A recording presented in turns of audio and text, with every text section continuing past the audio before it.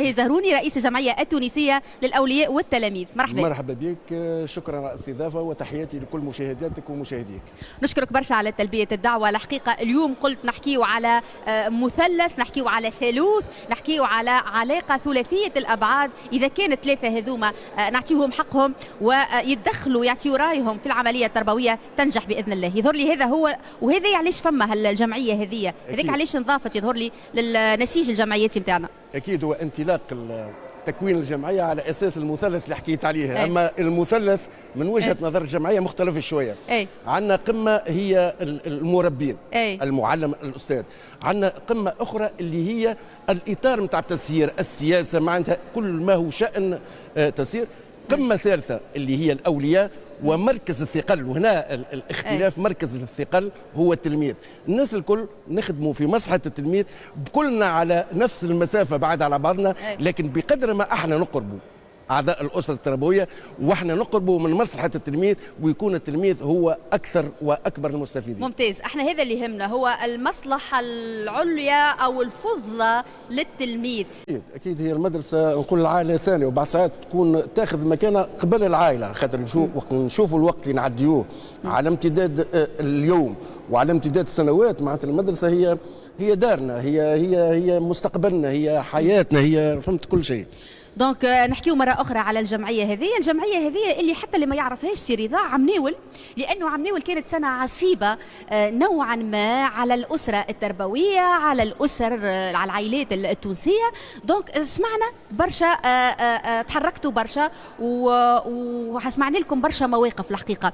دونك سمعوا بكم برشا وانتبهوا لكم برشا. هذا دوركم يظهر لي، هذا واحد من بين الأدوار اللي تعهد لكم. أكيد. هو شوف، احنا فكرة الجمعية تولدت منذ 8 سنوات.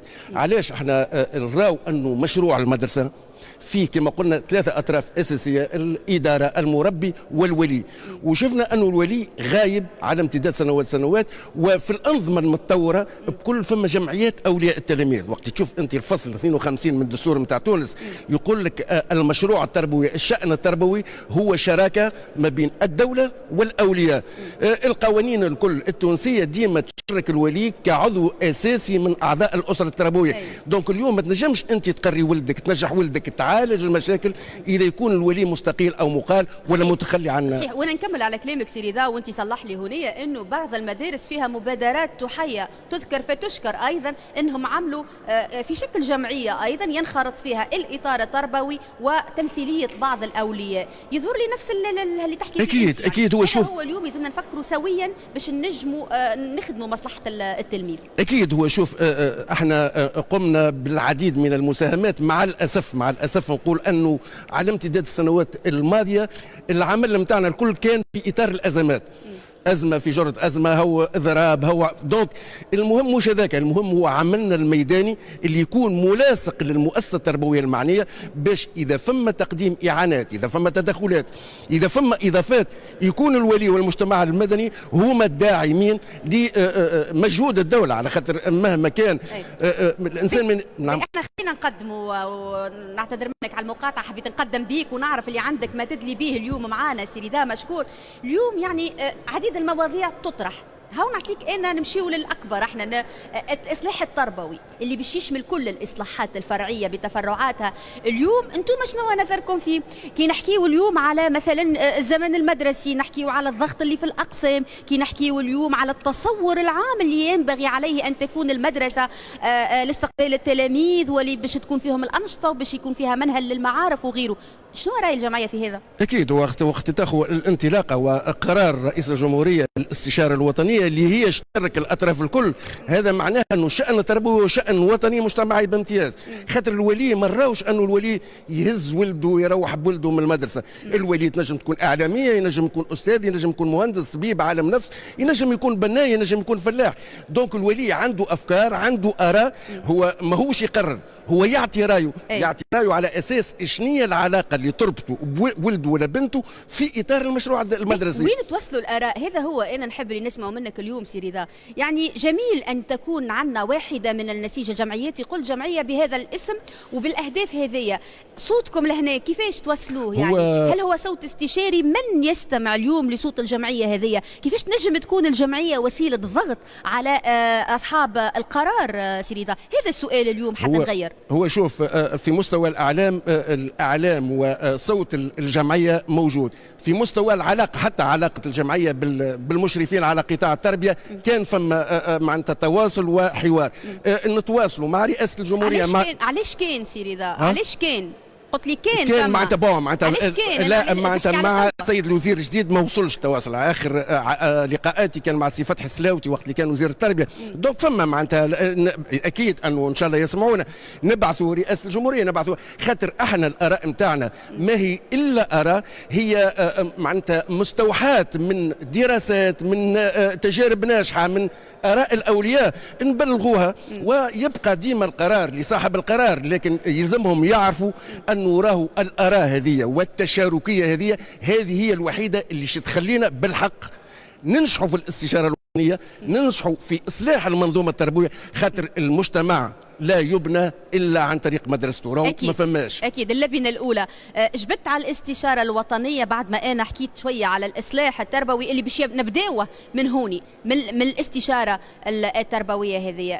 باش تدليوا بدلوكم في هذا؟ عندكم تصور خاص؟ عندكم مخرجات ربما لبعض اللقاءات السابقه، لبعض الاجتماعات باش تنجموا توصلوها تبلوروها؟ وفي شكل شنو ايضا باش تبلوروا الافكار نتاعكم؟ هو شوف، ربما عن طريق الإجابات على الأسئلة المطروحة، ربما عن طريق المراسلات، لكن اللي نأكده لك هو أنه الآراء نتاع الجمعية ديما تبنى على تجميع الآراء نتاع المختصين، على خاطر يبقى ديما الشأن التربوي شأن فيه نسبة من الاختصاص. خاطر كل إنسان عندنا 4 ملايين ولي، ربما كل ولي عنده تصور للمدرسة، لكن احنا وقت نخموا في المدرسة اللي هي تكون ملائمة لتلميذ يقرأ في المدرسة كما تلميذ يقرأ في تطوين ولا في رمادة. وانت هكا استبقتني شويه سي رضا، لأن باش نحكي لك كيفاش اليوم تنجموا تجمعوا وتوحدوا الاراء والمقترحات نتاع التوانسه الكل في كل الجمهوريه، لانه ما تقتصروش يظهر لي على جهه دون اخرى. جاوبني على هذا في علاقه ايضا بالتجارب المقارنه سي رضا. اكيد يهمني كيفاش تستلهموا من التجارب هذه. لو تسمح بعد خميس بوبطان، لان الاولويه في المباشر ديما للزملاء في الوحدات الخارجيه. نرجع سي رضا، كنت طرحت عليك سؤال الأولاني ساعة هما زوز الحقيقة. الأولاني هو كيفاش تعملوا باش تكون عندكم تمثيلية عامة تشمل وتغطي كل الأولياء ومقترحات الأولياء في كل الجمهورية التونسية؟ وشوف، فما تواصلات على صفحات التواصل الاجتماعي، فما اجتماعات، فما معناتها حوارات. المهم أنه عندكم فروع مثلا؟ عندنا فروع موجودة مش بالكمية الكافية، لكن المهم راهو اليوم في 2023 المشروع التربوي والإشكاليات مطروحة عندها سنوات وسنوات. فما تراكمات نتاع معلومات قاعدة تبنى على امتداد سنوات وسنوات. اليوم لازمنا ناخذه بعين الاعتبار فما جانب اجتماعي. صفدير اليوم الزمن المدرسي ربما جغرفت المؤسسة التربوية اللي عنده علاقة ربما بالمواطن، وفما جوانب اللي هي جوانب علمية، جوانب بيداغوجية تعود بالنظر إلى المختصين في المجال. دونك في الإطار هذا الكل الإنسان يلزم يكون في اتجاه أنه يصلح باش الواقع المدرسي اللي عايشينه اليوم بالمؤشرات نتاعو السلبية ننتقلوا به إلى واقع إيجابي بمؤشرات إيجابية، بإمكانيات يجب توفيرها، باستراتيجيات يجب ارساؤها، بزمن يلزمك تحققه. معناتها اليوم انا بالنسبه لي انا المهم مش كيفاش ندعم مثلا الموارد البشريه، ندعم الموارد البشريه باش نحسن النتائج. المهم الهدف هو جوده التعليم. جوده التعليم خاصه نعرفوا احنا تويكا اللي تراجعنا نوعيا أكيد. في قائمه او في ترتيب جوده التعليم على مستوى الدول. تستلهموا من التجارب المقارنه. اكيد هو يقول لك المهم هذا على خاطر انت اليوم تقري ولدك ولا بنتك تقريه في المرحله الابتدائيه الاعداديه والثانويه، وربما باش يمشي يقرا لك في كندا ولا يقرا لك في امريكا. ولدك ولا بنتك في الجانب التربوي اللي تربي به الشخصيه نتاعو غدوه كان عشان يتعامل مع عباد موجودين في العالم كامل. دونك ما تنجمش تكون المنظومه التربويه التونسيه منعزله على الانظمه التربويه العالميه. وفما حتى قيم كونيه، فما مؤشرات مرجعيات كونيه. المهم اليوم لازمنا نعرفوا انه الشان التربوي هو شان يجب التركيز عليه باش نكونوا في واقع نخرجوا مع الاسف احببنا او كرهنا. رئيس الجمهوريه وقت اللي قال خريطه النجاح في الامتحانات الوطنيه تعكس خريطه الفقر في تونس وعلاقه التعليم والتربيه بالفلوس، دونك افقدنا المعنى الحقيقي للمدرسه المجانيه للمسعد الاجتماعي. ثم عمل، لكن المهم رانا نتعاملوا مع اولاد اللي ربما وبنات اللي ربما يدخلون 4 5 6 سنين وندرجوا بهم. إذا احنا نجد صعوبة في صياغة هالمشروع التربوي المستقبلي كيفاش يفهموه أولادنا وبناتنا؟ دونك هذه أسئلة مهمة الحقيقة تطرح في علاقة بالنشأ وتنمية تربية النشأ هذية، ومهمة بكل مسؤولية إن شاء الله. كل واحد على عاتقه تكون المسؤولية هذه يؤديها على أكمل وجه. باش نختم معك بعد ما ناخذ زميلتي، ولكن السؤال الأخير هو أنتم زادة ساهمتم من موقعكم، يعني نعم جمعية تونسية لأولياء التلاميذ قاعدة تنقد، قاعدة تقترح، قاعدة تمارس في قوة الضغط، ولكن أيضا ثنيتوا الركبة يظهر لي باش تعملوا مد تضامني ومساعدات في الفترة الأخيرة. رجعت لك، ولكن خلينا نمشيو إلى باجة المرجع لك حتى نختم. أنتم أيضا ساهمتوا في إنجاح العودة المدرسية هذه على طريقتكم وعلى طريقة المجتمع المدني.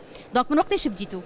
والله احنا ديما في كل مناسبه، عندما تتوفر الامكانيات، عندما يتوفر المد التضامني، معناتها نكونوا موجودين. معناتها في عالم امتداد السنوات اللي فاتت معناتها عملنا برشا توزيع مستلزمات مدرسيه. اخر العمل هو السنه وترجع اليوم الجمعه اللي فاتت، نهار السبت اللي فات مشينا المدرسه اسمها مدرسه الفرش في تبرقه، بعد باجه شويه بعد عمدون. اللي يبهت اللي يفرح هو انه المدرسه جايه في منطقه واعره جدا جدا، وتطلب الامر معناتها زمن طويل باش نخلطوها. اكثر من ذلك انه هالمدرسه هذه تبنات عام 1963 باش نعرفوا قيمة التربية والتعليم، قيمة الاستثمار في الذكاء نتاع اولادنا وبناتنا. انت سميت المدرسة، عندنا صور سيدي لو يسمحوا الزملاء في الاعلامية نشوفوا الصور هذه اللي مشيتوا ما مشيتوش يجيكم فارغة. مشينا فيها 45 تلميذ، هي معناتها علمت من السنة الأولى إلى السنة السادسة 45 تلميذ. ال 45 تلميذ هزينا لهم المستلزمات كاملة نتاع الدراسة بالنسبة للسنة الحالية، مع منديلة ما يدعى لكل تلميذ وتلميذة. هذا أنا بالنسبه لي هذا واجب.